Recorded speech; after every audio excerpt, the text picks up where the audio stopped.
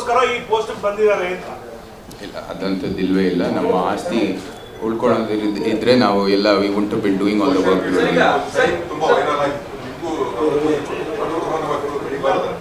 ಅದನ್ನೇ ಕೇಳೋದಾದ್ರೆ ರಾಜಕೀಯದಲ್ಲಿ ಬಡವರ ಮಕ್ಕಳು ಬೆಳಿಬಾರದು.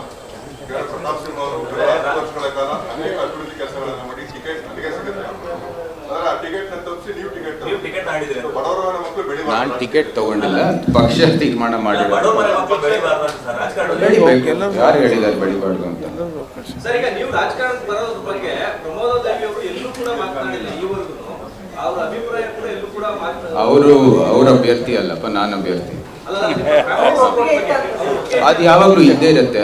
ಅರಮನೆ ನಮ್ಮ ತಾಯಿ ಆಶೀರ್ವಾದ ಸಲಹೆ ಮತ್ತು ಅವರ ಸಹಕಾರ ಇಲ್ಲದೇನೆ ನಮ್ಗೆ ಏನೂ ಕೆಲಸದಲ್ಲಿ ಯಶಸ್ಸು ನಮಗೆ ಬರೋದಿಲ್ಲ. ಸೊ ಅವರ ಆಶೀರ್ವಾದ ಯಾವಾಗಲೂ ಇದ್ದೇ ಇರುತ್ತೆ. ಅವ್ರು ಮಾತಾಡಿಲ್ಲ ಅಂತ ನೀವು ಆ ಕನ್ಕ್ಲೂಷನ್ ಬರೋದು ಸರಿ ಇಲ್ಲ.